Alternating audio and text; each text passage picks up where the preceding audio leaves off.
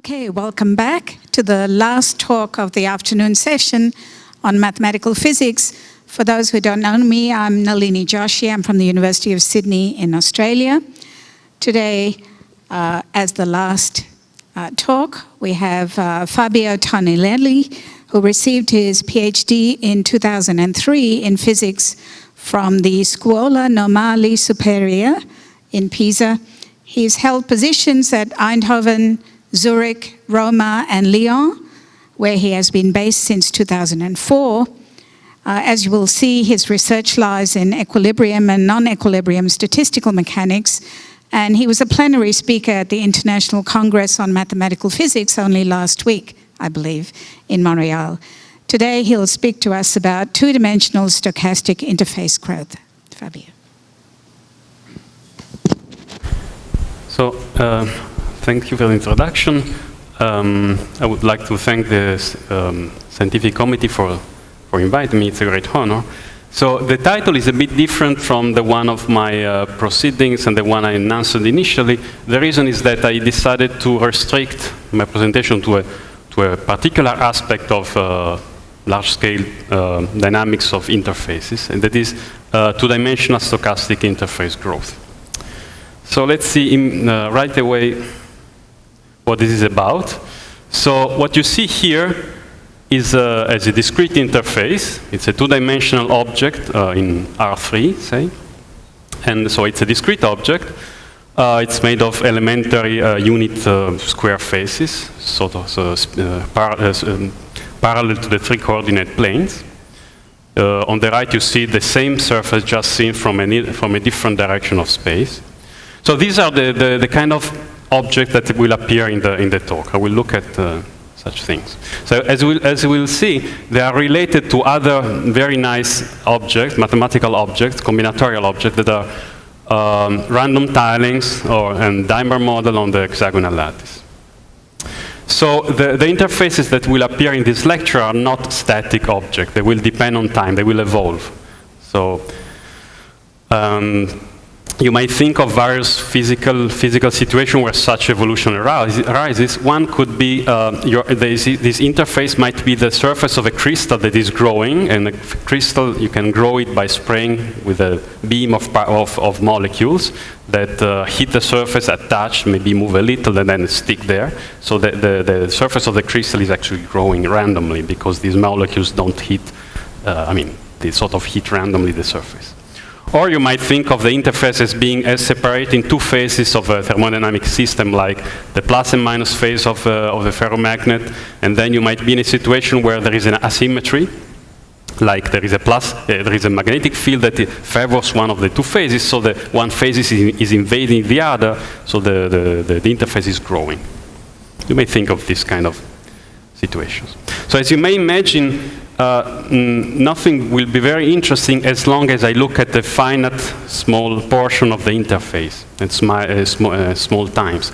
To see things happen, we will have to take large scales, both in space and time. So if we rescale time and space properly, we will see that the evolution, this random evolution of the interface will converge with deterministic evolution that typically will be described by some nonlinear PDE. And then if we zoom in more sort of closely to see what happens, what are the fluctuations around this macroscopic average growth, we will see randomness that in some cases can be described by a stochastic PDE. Not always. So this domain of interface growth has witnessed an enormous progress lately, especially in dimension 1. So in dimension 1, instead of seeing this kind of two-dimensional object, you would see a one-dimensional path that would be growing in time. So I will not talk almost at all about one dimension, so my focus is really in 2 dimensions. 2 dimensions is much less understood. There are fewer results. There are fewer exactly solvable models. And, but there is anyway nice things to be said. Especially I would like to tell you about a very interesting story. This a conjecture that we call Wolf's conjecture about universality classes of two-dimensional growth. And there will be some mathematical new results about it. Now, still at the level of introduction, we will have discrete interfaces that are random. So to them, you can associate some probability measures, and if you sample one such interface from such measure, what a phenomenon which is well known is that of macroscopic shapes. That is, you sample your interface, it looks like it has some profile in space, then you sample it once more, and you essentially see the same profile. There is a law of large numbers. This is about macroscopic shapes. Like this, here you see this kind of saddle-shaped macroscopic shape. These macroscopic shapes sometimes have some singularities, some flat parts. Like here in the middle, probably you can see there is a part which is flat, has no curvature, and also on the near the corners. While in some other parts there is curvature. So there are facets sometimes in these macroscopic shapes. And then in the parts which are not flat, okay, this is the same picture but seen from above. Forget about the colors. There are the flat parts at the corners and in the middle, and there is a curved part which separates them. So if you look in the curved part, it looks rough, and the fluctuations of this curved part on large scales are described by a massless Gaussian log correlated field. So we will see that these three things, macroscopic shapes, facets, and massless Gaussian free field, will have some non-trivial role in our dynamics. All right.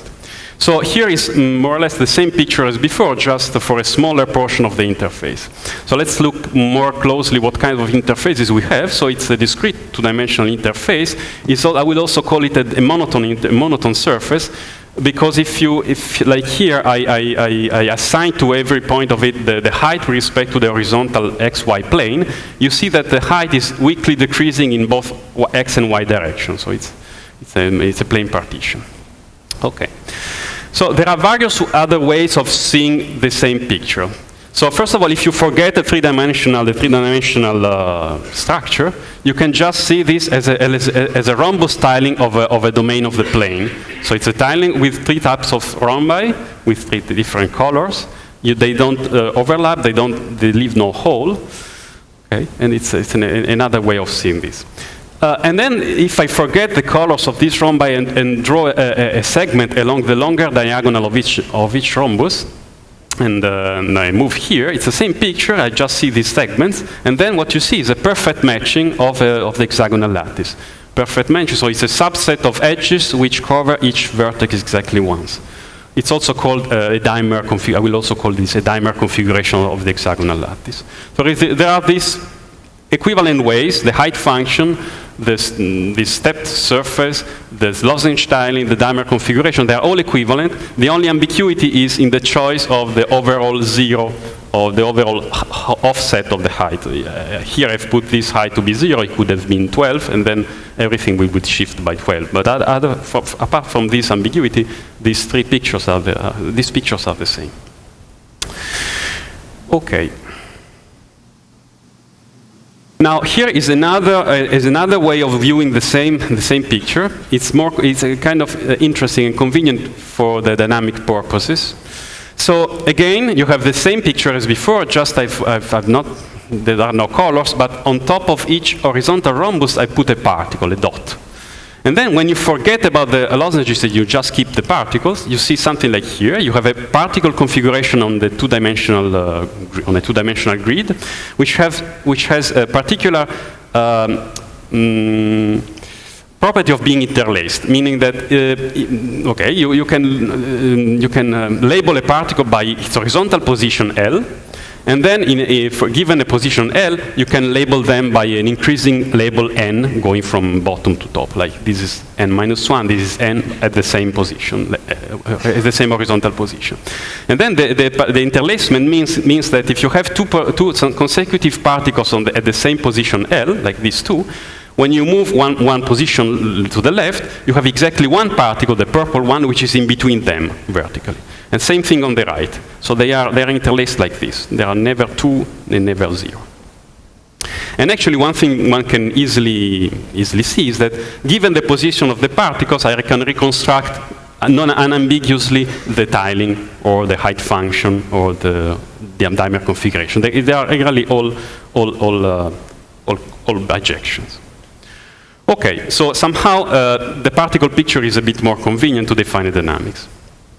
So up to now, there was no dynamics. Let me define a model. So a dynamics, I should have said earlier, for me a dynamics will be a continuous, a Markov process. So let's define, for instance, this one, which is a continuous time Markov process.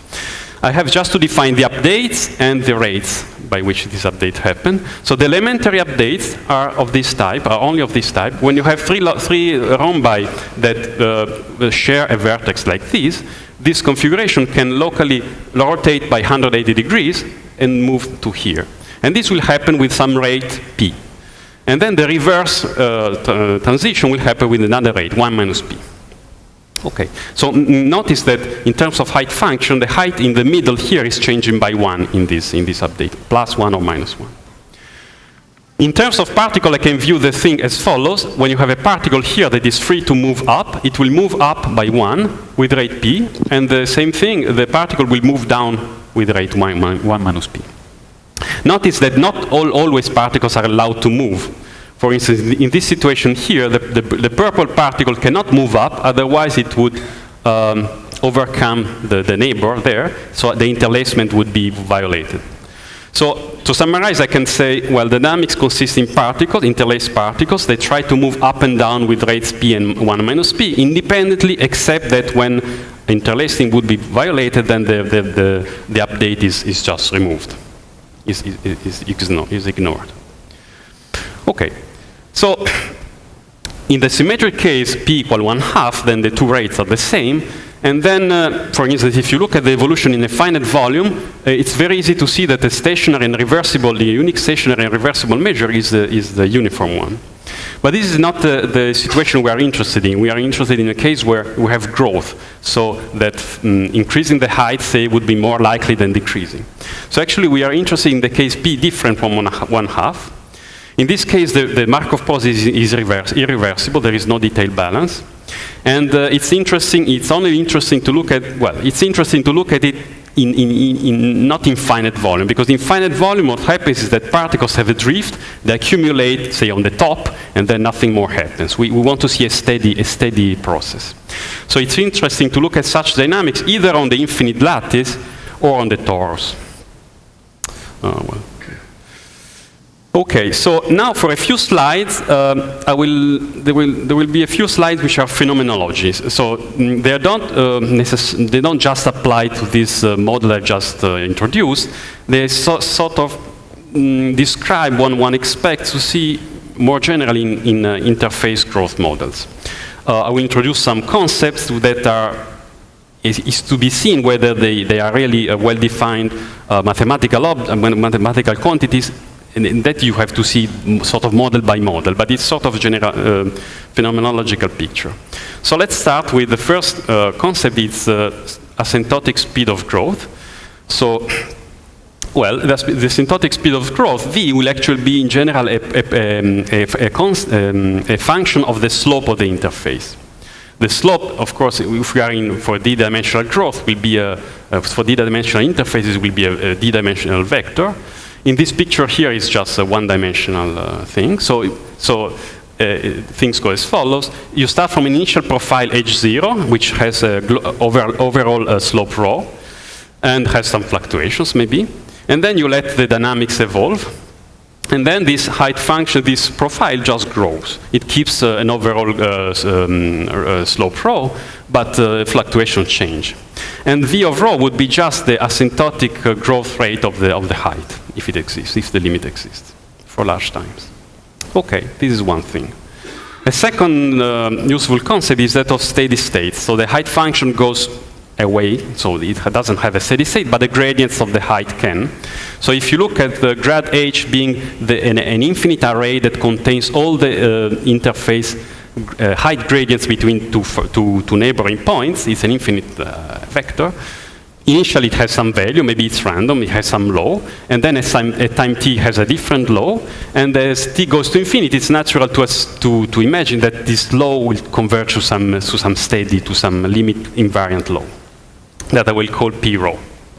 if we knew what P rho is, it would be very easy to compute the speed. Like in the example I introduced, the speed V of rho would be just the probability to see a particle that is free to move up times the rate by which it moves up minus the probability to see it free to move down times the rate by which it moves down. But in general, we cannot compute P rho. Anyway, so once you have this invariant states P rho, you can look how does a height profile look typically when sampled from this P rho, how rough is it?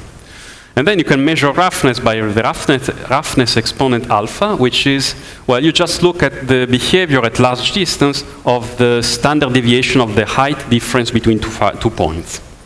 In general, one expects that to grow like a power. Well, it could grow like a logarithm, in which case alpha would be 0, and sometimes alpha is actually negative, meaning that this thing here saturates to a constant at large distance. It doesn't need to be to a positive number. Similarly, you can look at the growth exponent in beta, which tells you something similar, but for the growth of standard deviation in time, not in space. So we have V, we have alpha, we have beta. How are they related? Are they independent things or not? So to answer this question, always at a phenomenological level, one introduces the called Kardar-Parisi-Zhang equation. Well, it was introduced in 86. And it's a stochastic PDE that is supposed to describe on large space-time scale the evolution of fluctuation. So the large-scale behavior of this SPD should give you an indication of the large-scale behavior of the fluctuations of the microscopic growth model. Okay, so let's look at this SPD. It says, well, the time derivative of the height has a diffusive part, a Laplacian, that damps local fluctuations. Then there is a noise term. It's a space-time noise. If you want to have a well-defined equation, you can take a white noise in space-time and smooth it out in space. Then there is no problem in defining the equation. And then, in general, there will be a nonlinear mechanism of growth. And the easiest nonlinearity compatible with the symmetries of the problem is quadratic in the gradient. So it's a quadratic form for the gradient of the interface. H here is a d by d dimensional matrix, symmetric matrix.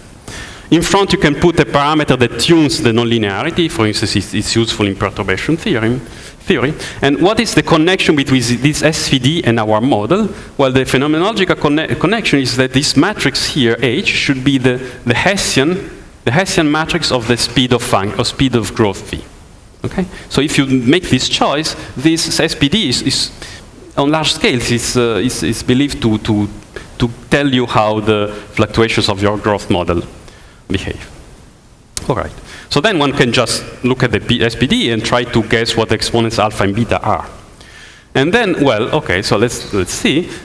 When there is no nonlinearity, this is a linear equation. It describes a Gaussian process. You can say everything about it. By the way, in the physics literature, it will be called the Edwards-Wilkinson equation.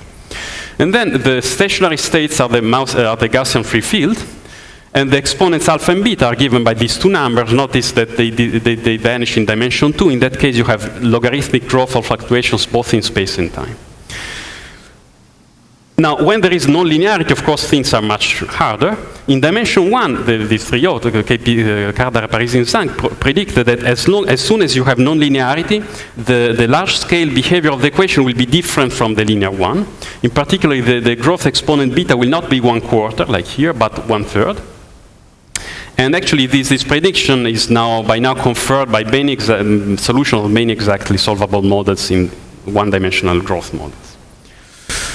But I will not enter too much. A sort of opposite situation is d larger or equal than 3, in which case in the same paper they predicted that as long as nonlinearity is small enough, then it doesn't matter. The equation behaves as if, in large scales, as if the nonlinearity were absent.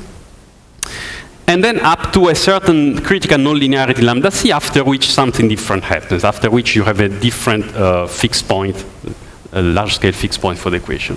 And by the way, there have been some recent mathematical results on the lambda small regime. by these two groups. Now, as you see here, dimension 2 is missing. Dimension 2 is the marginal dimension where things are less clear. And so this problem of the KPZ equation was reanalyzed later by a few years later, always at the non-rigorous level by Wolf. And he actually looked at the general case with the matrix H. In the original paper by KPZ, H was the identity. And what he found out by perturbation theory at first significant order is the following.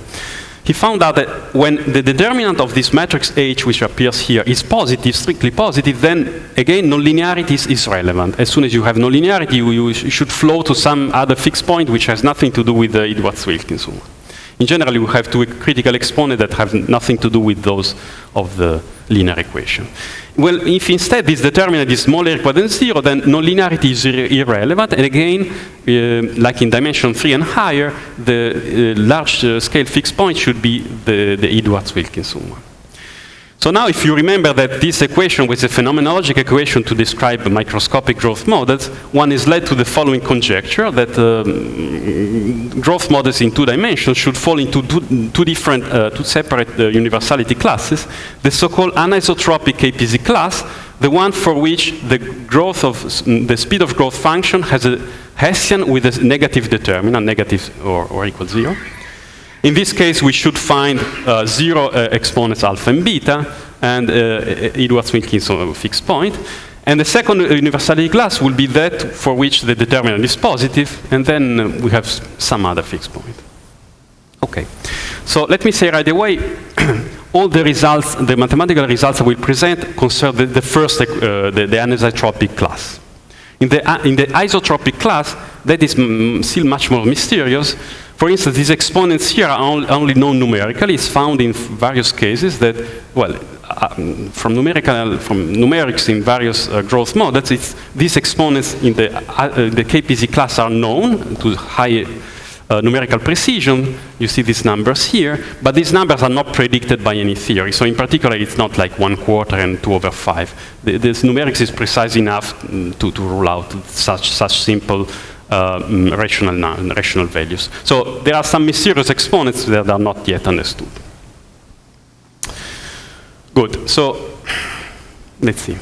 So let's go back. Okay, so this sort of ends the phenomenological part. Let's go back to the only growth model I've defined so far.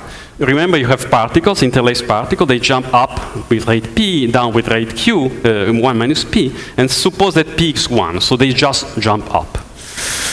This dynamics has the following nice property called envelope property. If you have two initial profiles, H1 and H2, so here I draw profiles as if they were one dimensional. It's just like as if I were drawing a section. You have two profiles, H1, H2, and you consider the maximum between them, so this red curve. And then you let the three profiles, H1, H2, H, the maximum, evolve. You have three things, depending on time. The property is that the property of being a maximum of the two is preserved in time. H of t is still the maximum of the two if you couple them properly. This is called envelope property, and once you have that, then there is a very nice superadditivity argument due in various forms to Seppalainen and Rezakan-Lu that implies that the speed of growth v actually exists. This limit, this t to infinity limit exists, and it's convex. But the argument doesn't tell you what it is. And if we assume, which has not been proved, that V is also strictly convex with the non-degenerate Hessian, then this dynamics here is clearly a candidate for the second universality class, the one with positive determinant for the Hessian. Unfortunately, apart from this convexity, essentially nothing is known at the mathematical level on these dynamics. The stationary states are not known. These growth exponents are not known. So somehow this very natural dynamics seems to lead to a dead end. So what one might do is to try to see if by modifying this dynamic the rulers of the growth process, maybe we can find a model which would be exactly solvable. So let's try this modification. So instead of allowing particle to jump only by 1, you can allow particle to jump longer. So suppose a particle has enough space to jump, I don't know, by 3 like this, without violating the interlacement, then we will allow it to do so. So in this dynamics, a particle jumps by any allowed quantity, it does any jump upwards allowed by the interlacement with rate p, and any jump downward with rate 1 minus p. I will comment later where this model came from. Well, will the picture be different or not? Well, actually, it might be surprising that actually the picture changes completely with respect to the dynamics, which only allows jumps by 1. So to see how it changes, here I have a theorem. Well, the first statement of the theorem says that the stationary states are locally uniform. What does it mean? Well, remember the state of the system is described by a collection of interlaced particles. Locally uniform means that if you condition on the location of all particles, like the black ones, except a finite number of them, like the red ones, then conditionally the distribution of the red particles is uniform. So if you condition everything except a finite number of particles, those who remain are uniformly distributed. Then such states, such measures are, in terms of dimers, in terms of rhombus tilings, are very well known, are the so-called Gibbs measures for the lozenge, so the rhombus tiling, for rhombus tiling of the plane. They have been described by Kenyon and Veshev in particular. And it's known that their correlations are determinantal. And also it's known that the roughness exponent is 0. So if you look at how fluctuations grow in space in such states, they grow logarithmically. This is known. A second part of the theorem tells you that also fluctuations are logarithmic in time. This does not follow from the known stuff about dimers. So you see, we have really the two characteristics that should be of the first universality class, the anisotropic class: zero critical exponent and logarithmic growth. What you don't see here, it's the speed of growth. So you remember in the conjecture, there appears the determinant of the sign of the determinant of the Hessian, but that appears in the second theorem. The second theorem tells you essentially the following. If you take an initial profile at time 0, such that if you rescale space by epsilon and set epsilon to 0, we want the initial profile to converge to some smooth profile phi naught. There are various assumptions. Let me just mention the important one, which is convexity of the initial datum. Then the theorem says that if you look at the evolution at later times and still rescale space by epsilon and also accelerate times by the same factor, so we look at times over the 1 over epsilon. So in this limit, the stochastic height profile converges to a deterministic profile phi of xt. And this phi of xt solves the first order PDE, nonlinear, of this form. You see, this v here, which appears, is just what I was calling v of rho before, because if phi is just an affine profile of slope rho, then you just have dt phi equal v of rho, and it stays affine for all times. This v is not just any function, it's a function that can be computed, it's explicit, and it's smooth, and the determinant of this Hessian is strictly negative. So that fits with the conjecture of connection between the critical exponent and sign of this determinant. Okay. Well, just a few comments about this PDE. Well, as you know, in first order nonlinear PDE, we'll develop singularities in finite time. The physically relevant notion of solution is the so-called viscosity solution. It's like adding a small Laplacian term to the right-hand side and letting it go to 0. And the theorem tells you that you converge to the viscosity solution. So in Hamilton-Jacobi equation, usually the Hamiltonian, which would be called V here, is convex in natural cases. Well, here V is not convex, which makes things more messy. In particular, in general, you don't have a variational formula for the solution, but when the initial datum is convex, there is a variational formula, and this helps in the proof. Just as the only thing I can say about the proof is that the complications come from the fact that at microscopic level, particles can jump an unbounded amount of steps. So this a priori can induce some pathologies of the dynamics that one has to rule out and we do it by using very nice tools developed by Seppalainen in the one-dimensional context. Okay, so this slide explains a bit where this model came from. I didn't invent it. It was introduced in a very nice paper by Alexei Borny and Patrick Ferrari in 2008. And let me summarize in 2 lines what they did. Some of the things they did. They work in a particular geometry, which I called a triangular type initial condition. They work in a geometry where there is a first column with a single particle, then the next column, at the next position you have 2 particles and 3 and so on. They are interlaced, of course. And then the triangle goes on forever. And the important thing is that in the initial state, it gives in the following sense that if you condition on the position of the particles in a certain column, let's say the 4th one, then all the other particles are uniformly distributed. This is the constraint on the initial state.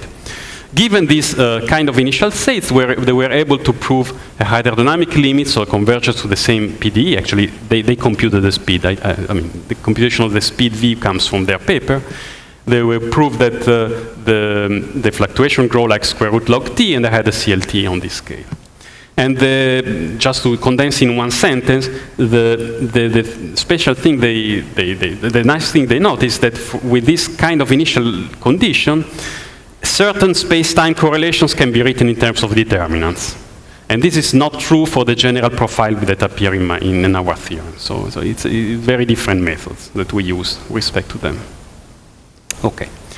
So let's slightly change subject. I mean, not entirely, but let's go back for a second to the Wolf conjecture. So remember, we should have 2 universality classes. The anisotropic class, in which steady states are logarithmically rough in space, and then the other class, the KPZ class, where they are rougher. There is a roughness exponent that is around 0.39.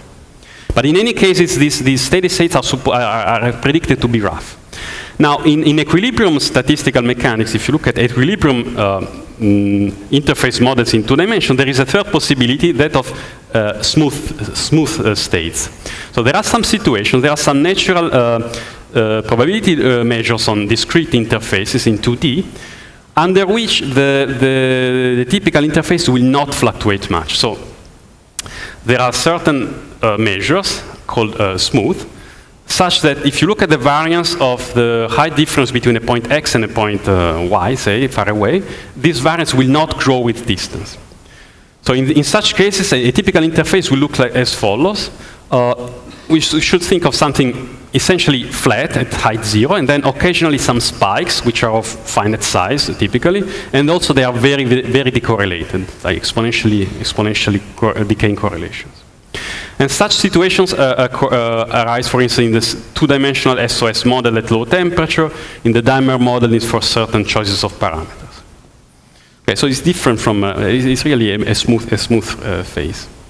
Now, of course, a natural question is whether we can have growth models that have such smooth phases as stationary states. Another question which looks completely unrelated, but actually it's related, is the following. Somehow implicitly I've assumed that the speed function for our growth model is differentiable, because I was taking the Hessian all the time. But maybe for some models, maybe you find a speed which is not differentiable. So what happens in that case? Can that case arise? In that case, how is this conjecture modified? I mean, does this case have a place in that conjecture? So to answer these 2 questions, together with Sunil Chita, we look at the following. We look at, at a certain 2-dimensional growth model. I will describe only in broad lines. I mean, I cannot enter the precise definition. I would not have time. Let me just tell you the essential features. So it's the height function here is integer valued and defined on Z2. Okay. Its evolution is a discrete time Markov process. So earlier we had, in the first model, we had a continuous time process. Here it is discrete time. So you have a profile at time 0, profile at time 1, 2, and so on. And then the way it updates is via a local rule. So if you want to know the height at time n+1 at position x, that is given by a certain random transformation that takes as input only the values at time n of the 4 neighbors of the position x. So you just look at the 4 neighbors and do something random and produce the new value at time n plus 1 at x. I will not describe precisely, I will not describe at all this random function. For those who know what this is actually this is just the so-called domino shuffling algorithm for the two periodic, for the dimer model on Z2 with two periodic weights. Okay, if you don't know what it is, well, the only thing you should retain is that it's an algorithm that already existed. It's quite natural. You can implement it easily on the computer. And we did not just invent it to have something exotic. Anyway, so another thing which is known is that under such growth process, the steady state, well, the steady states can be described explicitly, the translation invariant steady state. And what happens is that there is a particular, well, for all slopes except the particular one, which is slope 0, for all other slopes, the steady states are logarithmically rough, like for the for the other dynamics. No difference. So fluctuations grow logarithmically in space. But for the particular 0 slope, we have a smooth steady state. So the variance of fluctuation does not grow in space. So we have exactly what we were looking for: a growth model with a particular slope, the steady state is smooth. And then we can start asking our question: what happens at the speed? I mean, what happens at the fluctuations, and so on. All right, so the theorem we have is the following. You should imagine that it's divided in two parts. The first part concerns all the slopes except the spatial 0 slope. And then the second part is about the 0 slope. The first part essentially tells you that when you look at stationary states with slopes which are different from the spatial 0 slope, then everything works as for the first model, for the one with long jumps.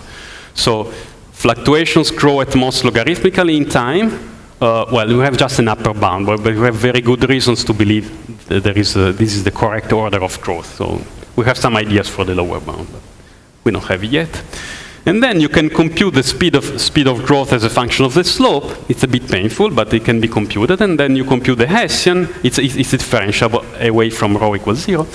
You compute the Hessian, you compute the determinant, and you find something negative. So everything fits. You have this determinant negative, and then you have 0, the exponent of growth beta is 0, and the alpha exponent is also 0.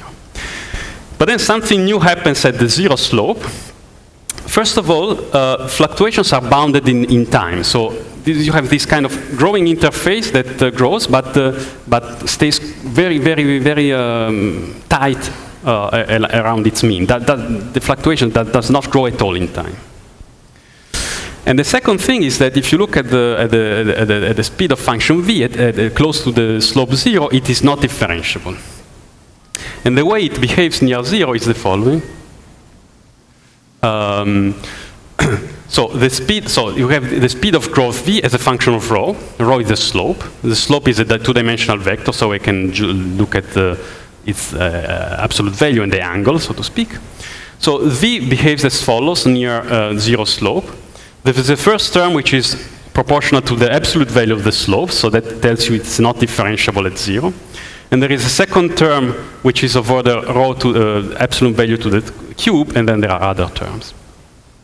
And I would like to comment on this 3, on this exponent 3, and going back to this picture of the limit shape. So, okay, I have this. So what happens is that if you sample a typical configuration of this interface, not with translation invariant, in non-translation invariant situation, but in a situation where you fix a certain height profile on the boundary, which is non-trivial. Then you will see a macroscopic shape like this, and as I recall, as I told earlier, there is a particular part of it which is interesting, which is the facet. This part here, which has 0 curvature, has slope 0. And slope 0 just corresponds to this slope 0 here. So, okay, what you can ask is, okay, suppose I'm walking on this facet, it is flat, and at some point it becomes curved, and the facet is over. Here I'm just drawing like a one-dimensional section. What you can wonder is how this curved part starts being curved near the end of the facet. And then one thing which one can prove is that the growth here is happens with an exponent 3/2. So this thing starts growing like epsilon to the 3/2. This is known as, in physics literature, as the Pokrowski-Talapov law. It's believed to take place in much more general interface models than this one. So the reason I mention this here is that this exponent 3 is very much related to this 3/2. If this 3/2 were 2, then we would find another exponent here, or if it were something else. So there is really this relation between the behavior of the macroscopic shapes near the facets and the singularity of the speed. Okay, so I have like a few minutes left. Let me. So we have seen a result. We have seen a couple of theorems for the first model, the one with long jumps. We have seen another theorem for this second growth model that I call the shuffling algorithm. Well, there are similar type of results: hydrodynamic limits, so converges to the PD, and the growth bounds on the growth, logarithmic bounds on growth, can be proven for other models in the same anisotropic KPZ class. Let me not give you other examples, but let me point out that kind of puzzling points. In many examples, in the end, after some work, we compute the stationary states, we compute the stationary speed of growth, and then you look at the Hessian, compute the determinant, and you find that to be negative. So you're happy, so it fits with the conjecture. But the point is that when you do this computation, you don't see at all a reason why this thing is negative. So it just comes out of a computation. So it's sort of disappointing in a sense. And the other thing, which is kind of mysterious, is that in many cases, the speed of growth turns out to be a harmonic function in a certain complex structure, and it's not a priori obvious why that is true. So this is something where we did some progress very recently with Alexei Borodin. So let me try to explain you why these two kind of little miracles happen. So a first observation is that in all the growth models we know in this anisotropic class, there is a special feature, that is that the stationary states, P rho, are of Gibbs type. So Gibbs type here means that if you want to know the distribution of the height at the point x, given the height everywhere else, actually the height at x only depends on the neighbors of x. So there is a Markov process, Markov's property in space, and there is no general principle why this should be true. It's a model without any reversible detailed balance. There is, in principle, you could find a stationary process where the correlations, where the dependence is infinite range. But it so happens that they are of this Gibbs type. Okay. The second observation, once you have such Gibbs measure, you might actually construct other Gibbs measures which are not space translation invariant. So there would be measures on the height function that are not translation invariant, but that still have the same local local dependence on the neighbors as the translation invariant ones. Now, such non-translation invariant Gibbs measures will not be stationary in time, but for these models, all the models we know of, there is this very nice feature that if you start your dynamics from one such non-translation invariant Gibbs state, P0, at time t, the gradients of the interface are distributed according to another such Gibbs measure, Pt, say. So the class of these Gibbs measures are stable in time.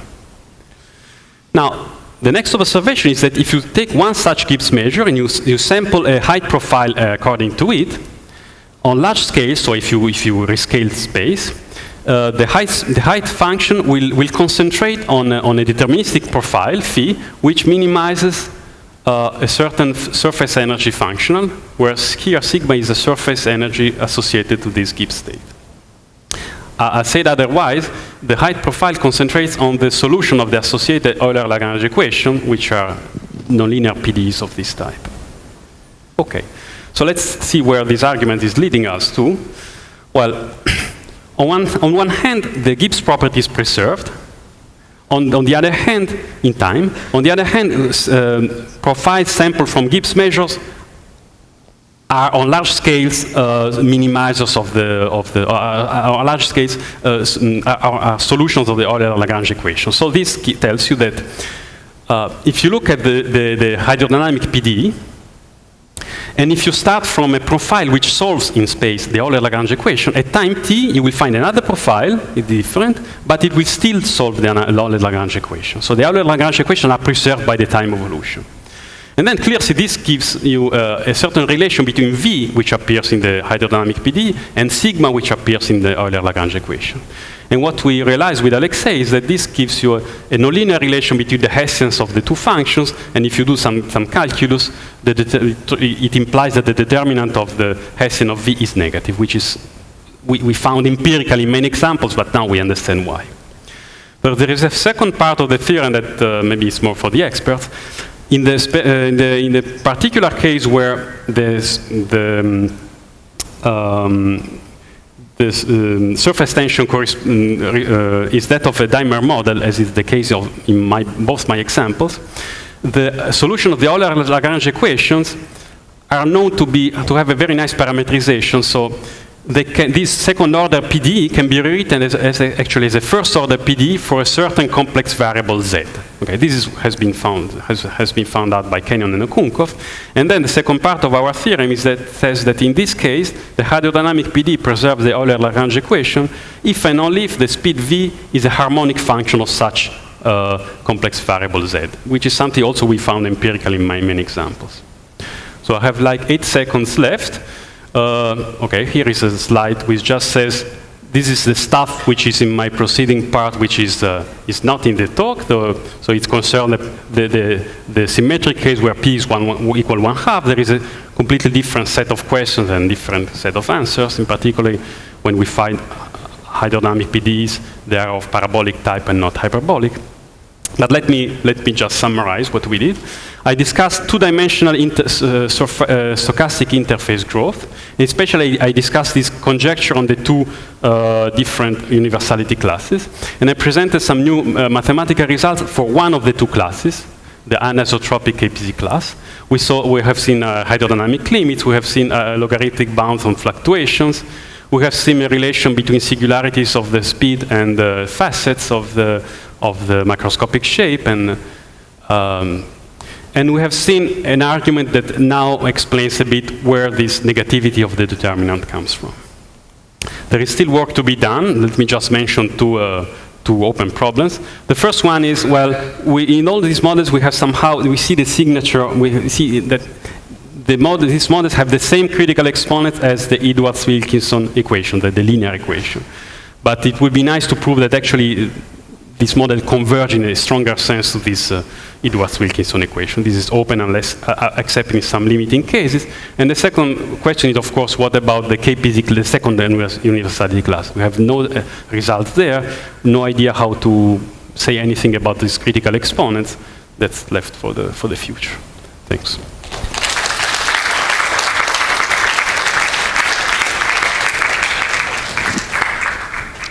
Are there any comments or questions? Yes. Would you like to use the microphone? Again?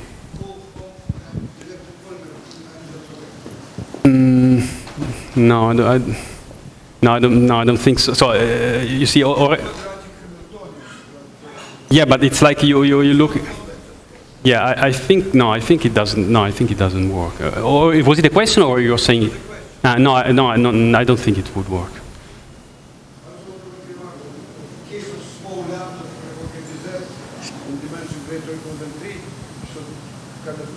Explain also by directed polymers, and that's the result of Francis' comments before papers.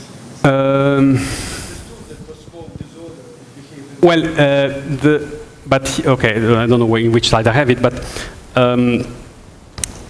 at least the result of the first group, they really give result not on the Kohl-Hopf transformed equation, really on the KPZ. So.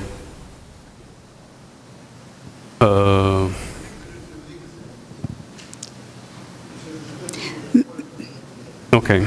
Well, maybe further comments could be left to discussion time afterwards. Would you please join me in thanking Fabio for a brilliant talk, and all the lecturers this afternoon in all the sessions. Thank you.